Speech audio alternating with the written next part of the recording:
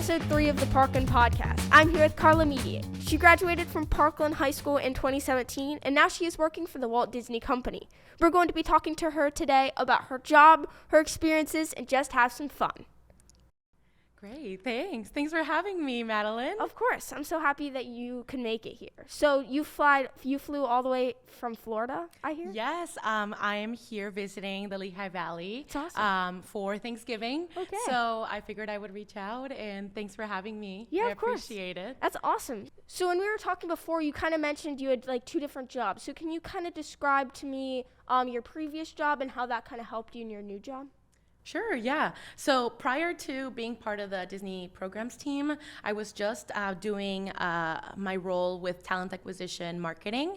So on that team, I was a communications coordinator, and that team was an enterprise team. So we were able to do marketing campaigns to promote Disney jobs for the entirety of the company. So, you saw that I live in Orlando, and I work right now. I support Walt Disney World, really, but in that role, I really was supporting Disney Cruise Line, ESPN, that's based in Bristol, Connecticut, mainly. And then also I was really helping with the employer brand of the Disney Careers website. So the work was very different. I was really doing marketing campaigns, communications planning, whereas now it's more of the in-person facilitation and experiential opportunities for Disney participants. So the audience was very different. But I always say, wherever you are at Disney, every job you have really is transferable to your next one because you're able to provide magic in different ways. In the past, with talent acquisition, I was creating magic for people that wanted to work for Disney and really enhancing what working at Disney would look like. Whereas here, people that come do the internships, they're already employed, right? And so now we're showing them the opportunities beyond their internships. Mm-hmm. That's cool. So, I know like every kind of job that you do helps prepare you for your future job. So like right now I currently am working at like a restaurant. So like those skills that I'm building there are going to help me hopefully in the future with my job. So like, can you describe me kind of jobs that you had when you were in college and high school and even like before working at Disney? So can you describe to me how kind of those helped you? Yeah, of course. And Madeline, I would say the restaurant experience is super, super helpful if you do want to work at Walt Disney World. Right. Because when you think about people that go to a restaurant, you are part of the hospitality, right? Whether you're a server or you are a hostess, you are going to greet customers and give them, a pleasant experience to your restaurant, right? And so when I started, my first job was at Dunkin' Donuts, right? So, you think about being in high school and wanting a job, and you'll take anything you want that you can get. You apply for anything that's local to your high school or college, and then you work it. So I remember I wanted to have a job, and I got into Dunkin' Donuts, and that was a learning experience, right? Because I was waking up super early at like 4 a.m. to try to set up donuts and then do the drive-through and make drinks for people super, super early. And I remember just thinking like, I don't know how this would then be a transferable skill to my future jobs, but it really was because once I went off to work at Disney, I ended up working as a hostess during my college program, and that was a great experience because I remembered having to greet customers and, I had to learn a menu of drinks because I worked with the bartenders there that were serving beverages, and so I do think that everything aligned, and I always say every experience that you have, no matter whether you're working in food and beverage, or you're working in a hotel, or you're working for your local small business, for your parents' business, you can always take something onto your next job. Right. So very actively in the high school right now, I'm in the TV studio, which is kind of where we're filming the podcast. Yeah. I am in the Parkland Corral, and I'm also in numerous like theater productions there. Sweet. I love to do that. So I know you mentioned that you were in the theater department and the choral department. So can you describe to me what you did there and how those experiences helped you in the long run? So yeah, absolutely. So while I was here at Parkland High School, I was involved in the theater. In the theater community, right? And I did several shows. One thing I want to mention is when I moved to Parkland when I was a sophomore. So I didn't do my entire journey here. My parents and my family and I moved from Massachusetts. So I spent the first 2 years in a school in Danvers High School in Massachusetts. And then my dad had to move, and we ended up here in Orfield, and I was in high school, so we transitioned as a sophomore. And my whole life, I was always a performer. So, I love to sing, I love to dance. I grew up in Mexico, and, I loved anything, Spanish music, dancing. At the core, I think I am a performer, and I support the arts, even though I'm not a performer currently. But when I was in high school, I was very involved, and my dream was to get into the chorale and to be able to do one of the shows.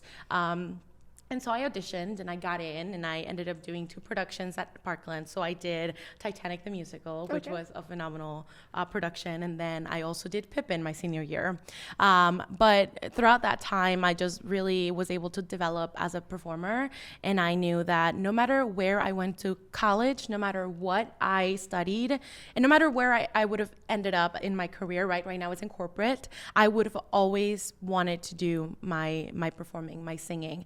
So with that, and I know I'm kind of going in a tangent here, but the moral of the story is, I'm currently working for Disney Corporate. However, I am involved in the Disney's cast choir, and I will be able to sing at Epcot's Candlelight Processional to be able to, continue my love for performing. And then outside of work and outside of Disney, I'm also part of the Encore's Performing Arts nonprofit team, and we also put productions in place in Central Florida. Most recently, we did Hello Dolly with Jodie Benson, the voice of Ariel. So we were able to host her, and we had an amazing cast. But yes, I was heavily involved in Parkland Performing Arts, and I met some of my very best friends here. So I know you went to college to DeSales, but kind of did you have other options rather than that? And why did you land on that college?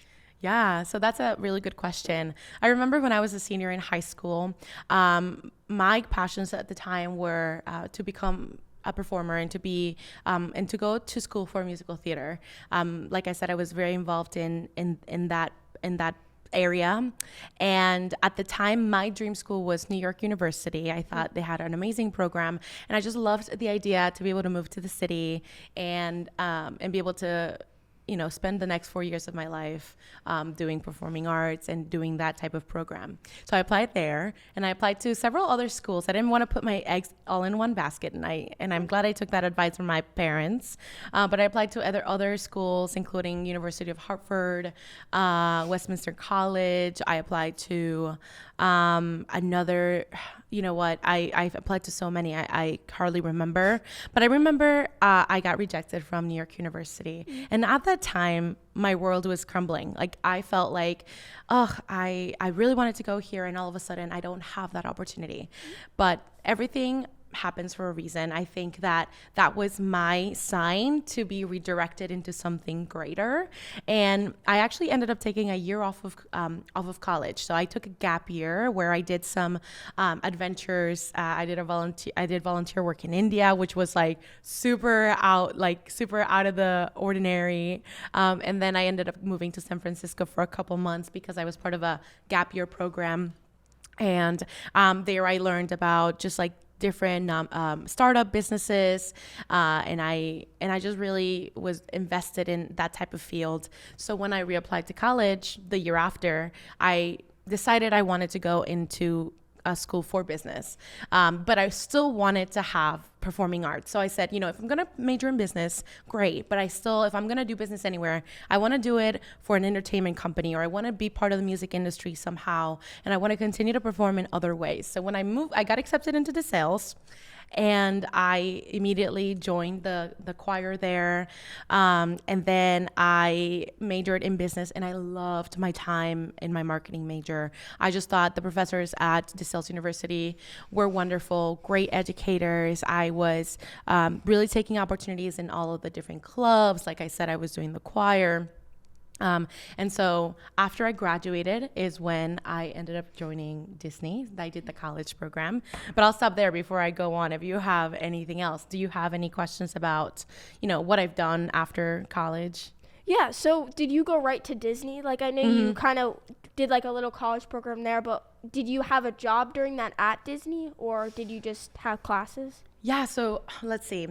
When I went to DeSales, I was mainly studying. And then after my freshman year, I ended up doing the Disney college program. So I moved down to Florida to work at Magic Kingdom Park. Part of my college program, I was a hostess at Liberty Tree Tavern, and it almost seemed like an abroad experience because I moved down to Florida while I was still taking online classes at DeSales. And so after that, that's where, when I was down there doing my college program, is when I decided that I wanted to continue to work for Disney. And so then I came back and I finished my degree. And it was actually during COVID that I finished my degree. Okay. So as you can imagine, I was doing a lot of online classes, and I graduated early. I graduated almost a year early.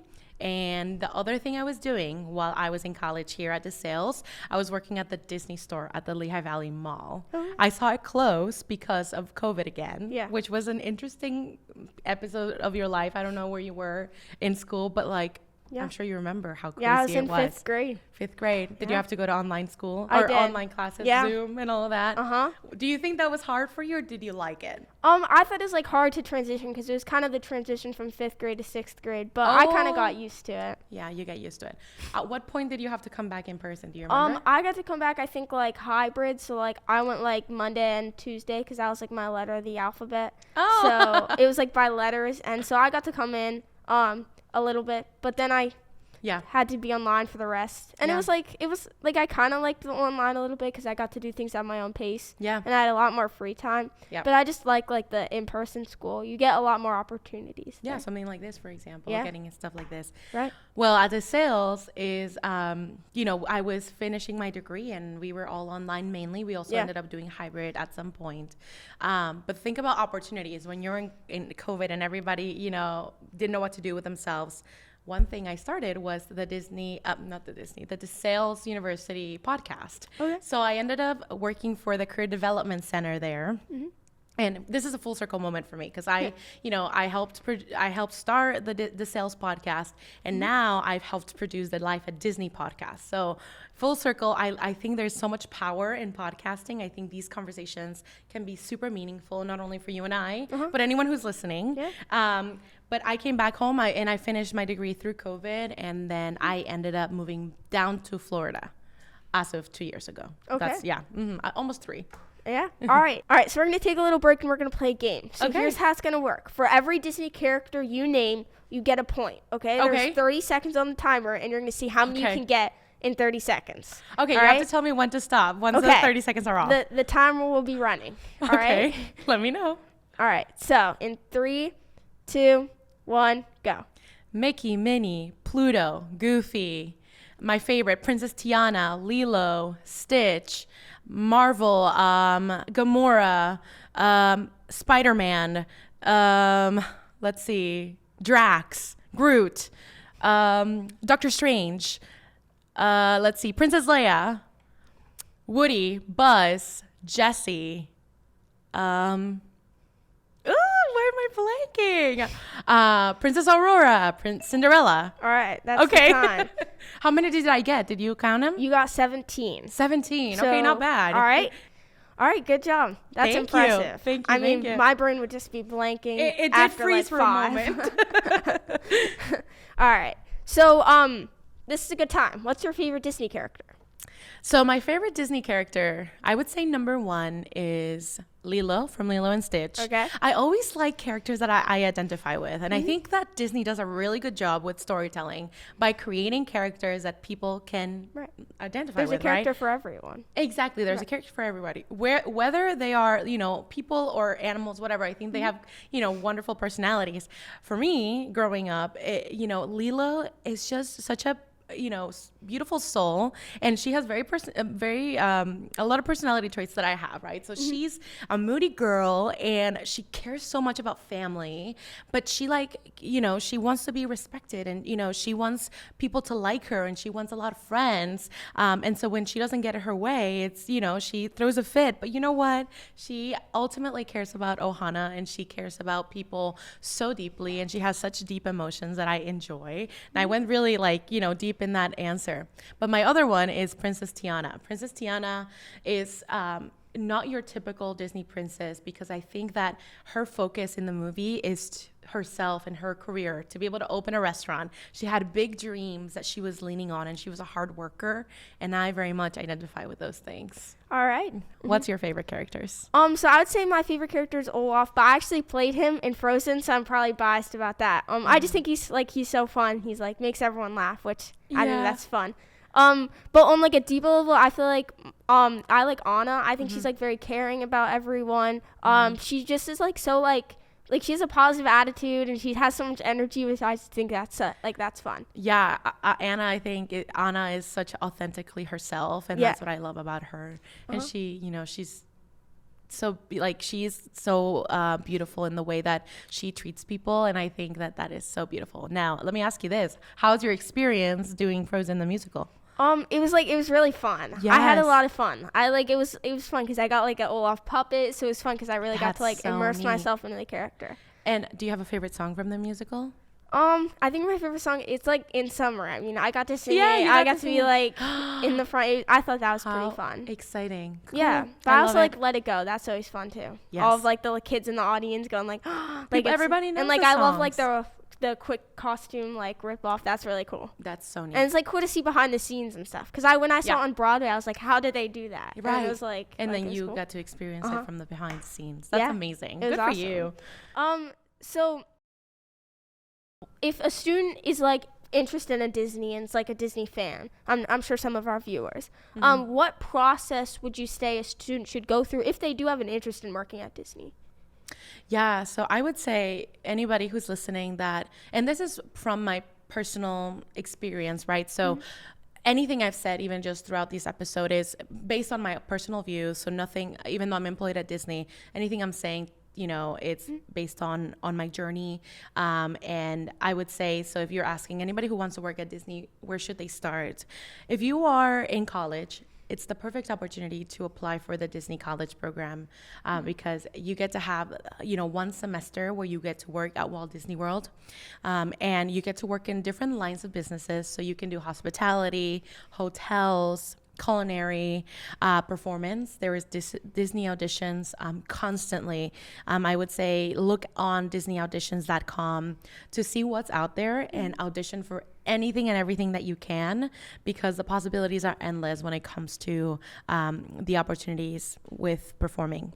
And then other things would be to just prepare as much as you can before you apply. So if you are going to apply for a job, do the research and know what you're getting into, know the key players, know the businesses, right? If you're applying to work for Disney Studios, the people who create Frozen and the movies, then I suggest that you just look up different animators. There's so much content online that you can find on YouTube from people that not only are animators, but also have, teach you how to animate certain characters. So just, number one is apply for college programs and, any internship program during college, because that's a great first next step. And then after that, just look at different opportunities and do the research before you apply. All right. So what does your daily job a process consist of? So what do you do on a daily basis?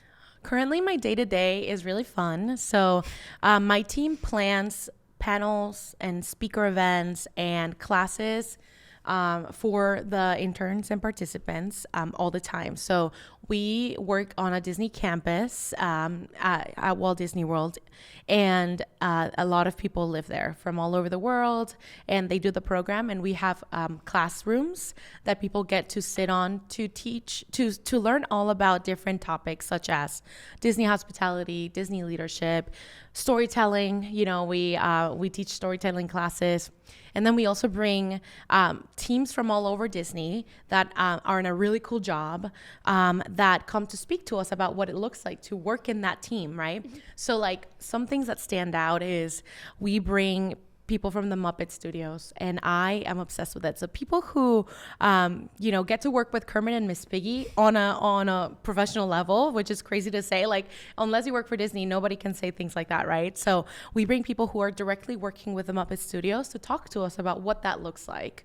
We bring in people from Disney Cruise Line to tell us what it looks like to be working on the ships. Mm-hmm.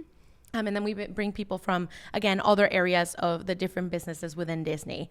That's what my day-to-day looks like, though. It's attending these classes, helping our partners come to the classroom and talk to our students. I also teach classes such as career readiness, like what to put on your resume, or best ways to interview, to be able to get the job, how to prepare for an audition, things like that. We do a lot of career prep, and it's a really cool way to just help people develop. Mm-hmm. All right, so is that like your favorite part of your job, like getting to interact with the students, or do you have anything else you like?